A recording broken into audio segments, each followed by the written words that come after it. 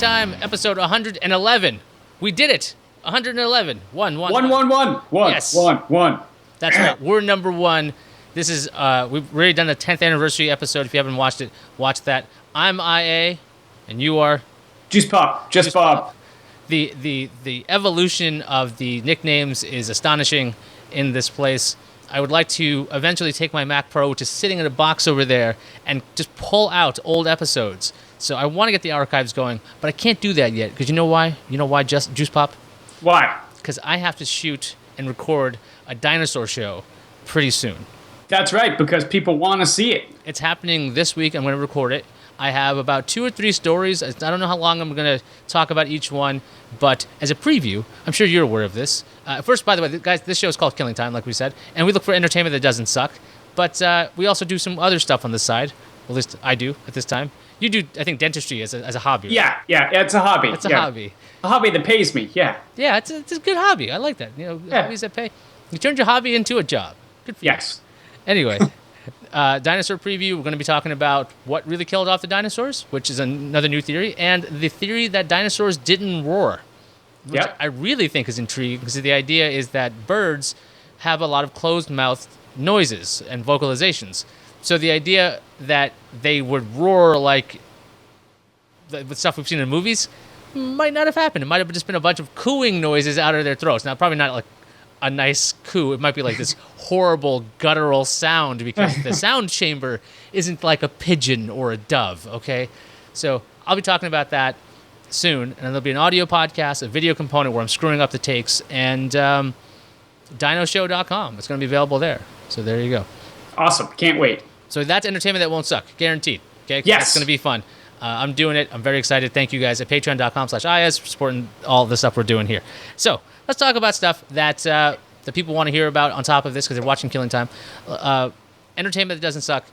You are prepared today. I have watched a movie in preparation for this episode. Yes. What have you done? I have watched more Netflix. The new offering on Netflix, Stranger Things. You watched Stranger Things. Now, I have watched the first 4 episodes, and I am hooked. I hear that this is basically like Super 8, but better? Right. It is. It has a very Spielberg, John Carpenter 80s feel to it. Okay, so does this series take place in the present day? No, it takes place in the 80s. Perfect. So that solves a lot of tropes that would happen in current day movies. Right. Like, oh, we have no cell phone signal, or like, how come that Right. wasn't on Snapchat by now, or YouTube or whatever. So you're putting in the 80s. I heard it has a bit of a Goonies feel. So what's the show about?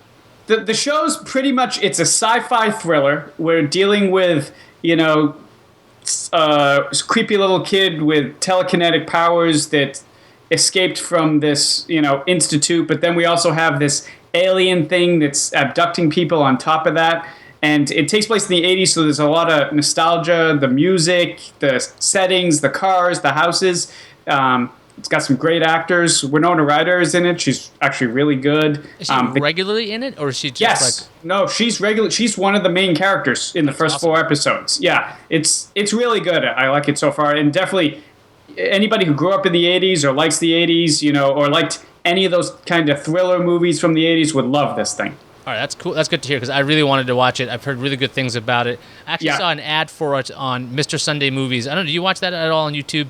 Yeah. Mr. Sunday Movies, he was talking about it. He goes, they paid me to watch it, but I liked it anyway. And I find his stuff very funny. So if you're on YouTube, or if you're watching this on YouTube, go to Mr. Sunday Movies. His stuff is really fun to watch. Mm-hmm. I don't listen to his his long podcast, weekly plan, but I hear it's good.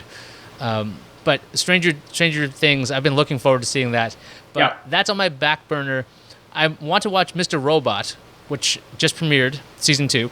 Right. I saw that. I saw the premiere, which was excellent. And, of course, the first season was stellar. I can't say enough good things about it. Now, season 1's available on Amazon Prime right now. The full thing, it's available in multiple countries. So if you're watching this like in Germany, I think it's actually available there, too. Amazon made a big deal about it. So I told Liz that the next thing I want to watch with her is that. Because the last thing we watched together, like, was brand new, just kind of like off the cuff, was The Flash. Which turned out pretty good, because The Flash was freaking awesome. So do you think I should put off Mr. Robot for Stranger Things? No, watch Mr. Robot, okay. And then Stranger Things. Mr. Robot, has some slow points, but the payoff towards the middle and the end is just awesome. I'm afraid about catching up to these shows as well, because then you get to that weekly cycle. It's kind of like when we used to read Preacher. We read the trade paperbacks, you could binge and binge and binge, and then you're like, I have to wait a month. Yeah. I have to wait a week. Like, that's what happened with Breaking Bad as well. I watched a couple of seasons. It's funny, when I had Breaking Bad, it was like pre-Netflix days. I had recorded them on my DVR on TiVo. Yep. And it just had it recorded for like 2 seasons, because I'm like, I don't know, maybe I'll watch it. And then I watched 2 seasons of it, and then I started watching it weekly from season 3 on. So that's that. But Stranger Things is available completely right now on Netflix. Right. It's an original, only on Netflix. It's really good. You just said it's really good. Yeah, it's definitely worth it. Definitely worth it. Okay. Any other points on that before we move to something else? No. So what have you been watching? What did you see? I went to the theater and I watched Secret Life of Pets. Number 1 movie in the country. Yeah, it's making a crap ton of money. I think it's for an animated original. I think the last movie they did as well was Inside Out, which was a Pixar movie. This movie's from Illumination Studios, which is owned by Universal, which is owned by Comcast. So right there, you have that feeling of like, But don't forget, it's the same studio that brought you Minions and Despicable Me and all of that kind of that world.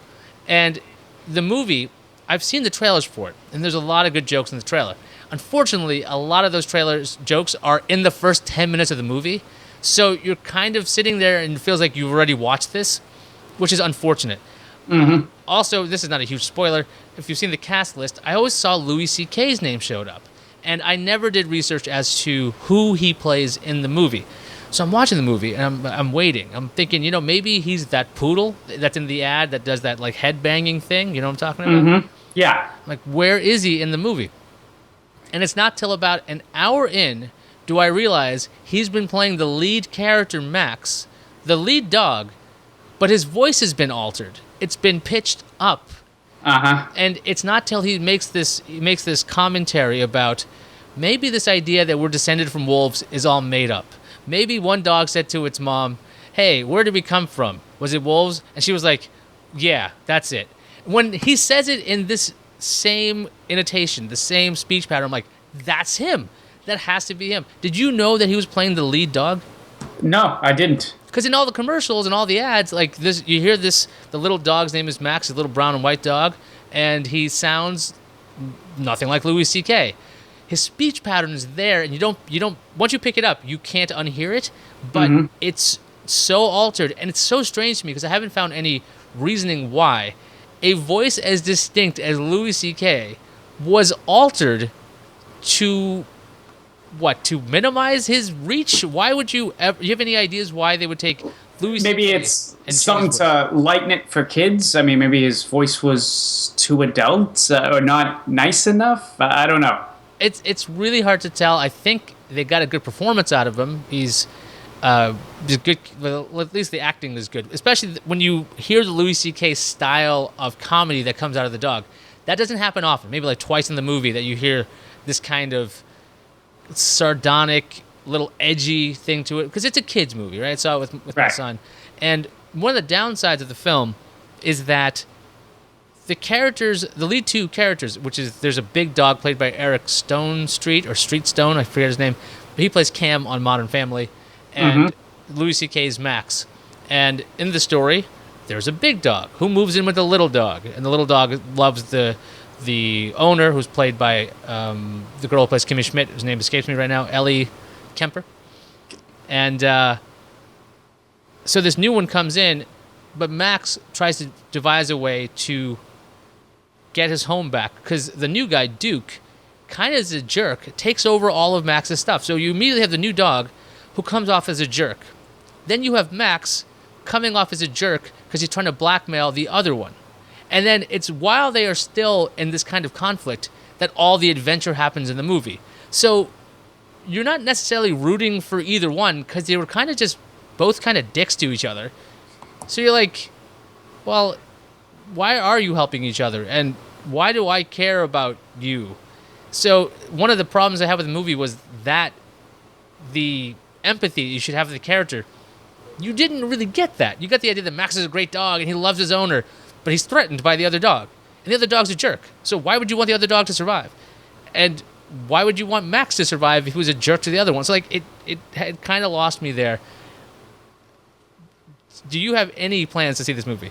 No, you can spoil all of it. Well, see, that's the thing. Like, even before I knew I was seeing this movie with my son, and Liz wanted to watch it too, I kind of thought it looked good. I thought maybe an Illumination film, kind of like Despicable Me. I have not watched Minions because I don't know if I could handle that. Have you seen that? Yeah, it was all right.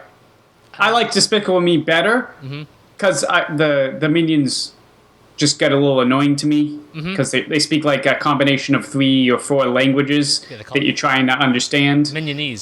Minionese, but it was good, you know. I didn't mind it.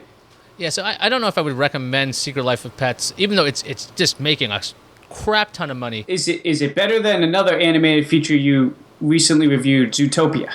Zootopia.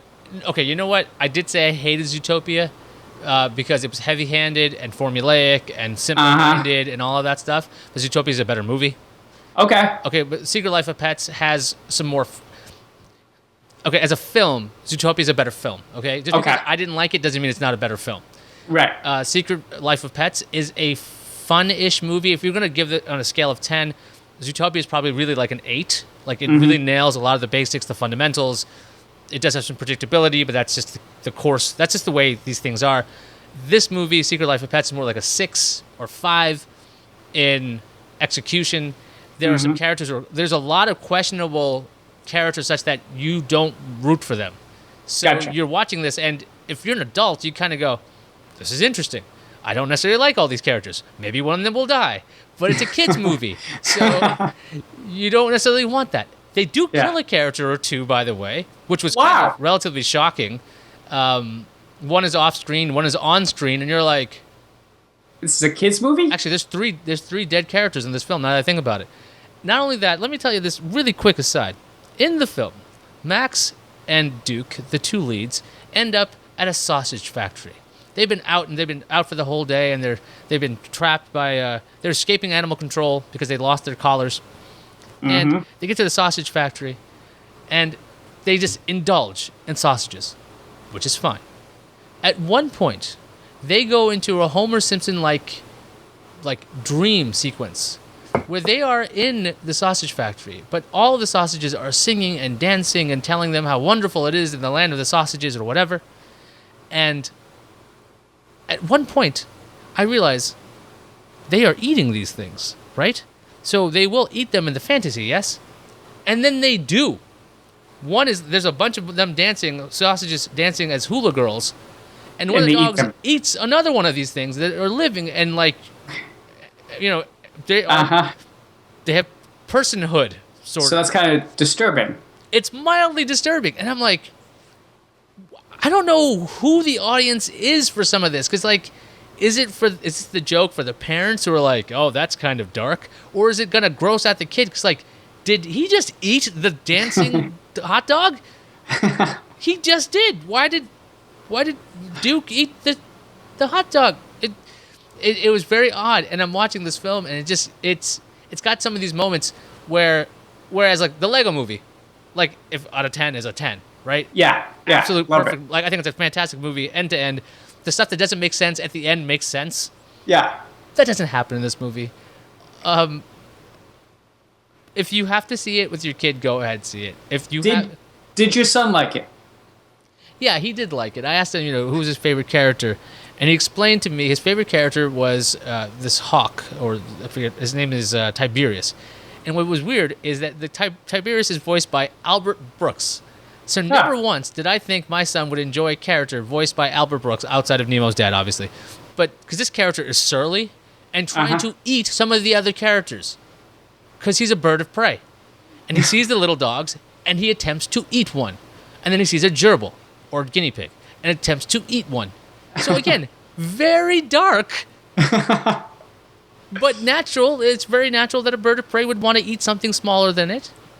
So that was Secret Life of Pets. A mini review right there. 6 out of 10. Maybe 5.5 out of 10. Don't recommend seeing it over. I would rather have watched Stranger Things, I think. Yes. Because it might appeal to me. But Aldrin, my son, liked it enough. he wasn't blown away like that was amazing. Although I don't know if he's got a sense of scale of what amazing is yet. He's only 6. He enjoyed the film. He didn't say anything about the sausage thing. I'm going to ask him about that. Have you tried the game Pokemon Go? Yes. Are you addicted to Pokemon Go? No, not at all.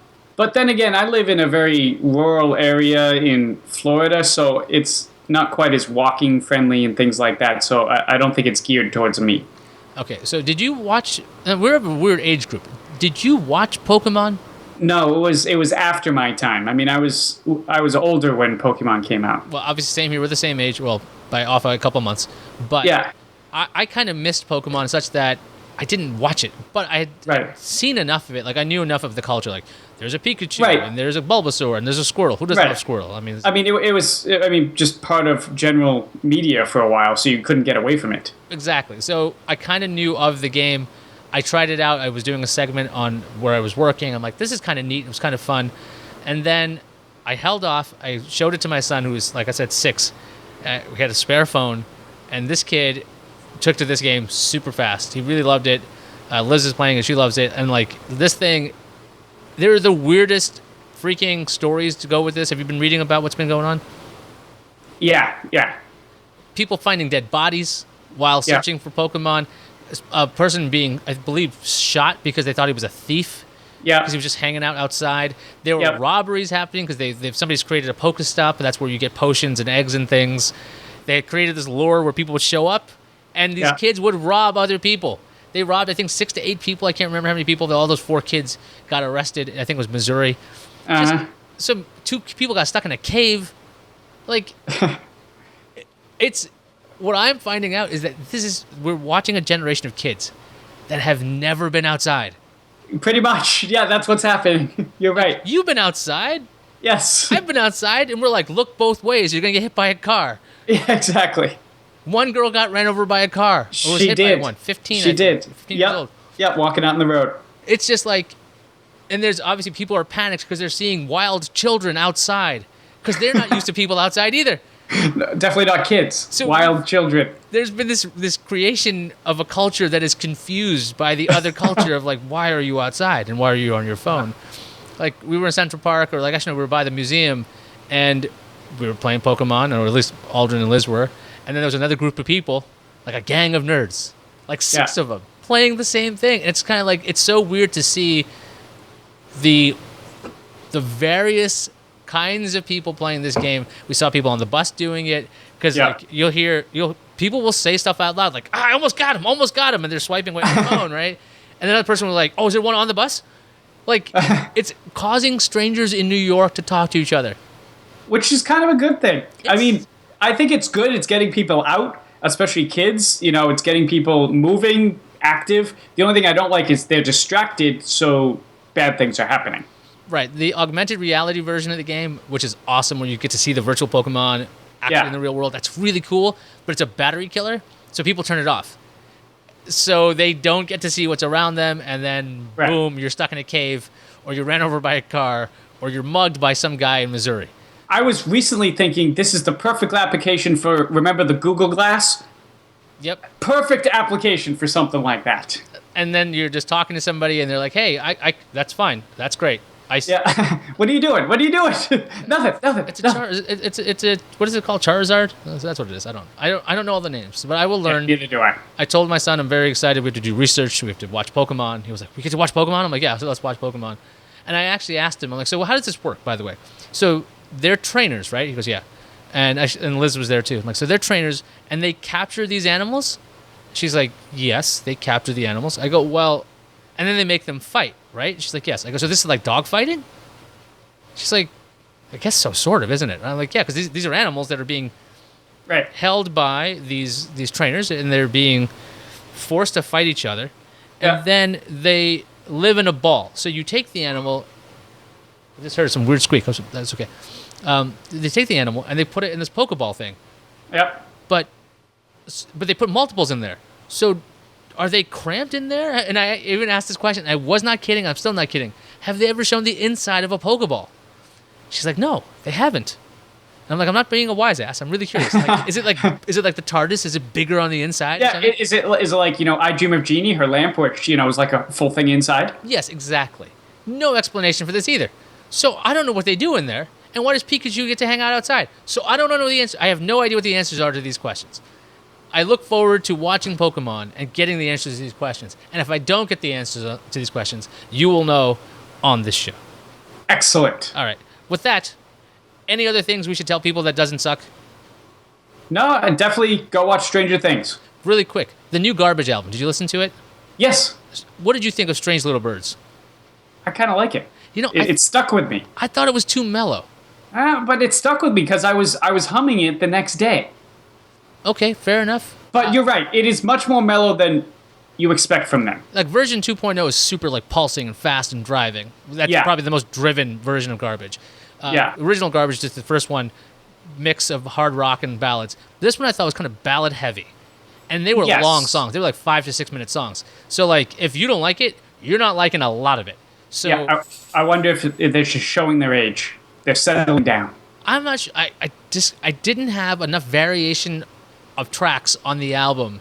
Okay. That I would have enjoyed. I'm going to give it a second listen. I only did one quick listen to it, and I was scrubbing around a lot. I couldn't find it in me to listen to the whole thing straight through because it seemed so dirgy, Yeah, but there were definitely some good tracks on there. All right, so there we go. Garbage. It's available. I still think they're an awesome band. So I'll give them another shot. So there we go. We packed in a lot of stuff. So by the way, while we were talking, you saw everybody at patreon.com/IAS who've been supporting the show. See that? We gave you content and you saw the stuff. Anyway, subscribe, like this on YouTube. You can subscribe to the podcast. We're going to have other stuff at finitecomedy.com. Dinoshow.com. That's coming back soon by the end of the week, I think. We actually released an episode in under a week because I have more free time. All right. And with that, shall we say anything? We'll say goodbye. Goodbye.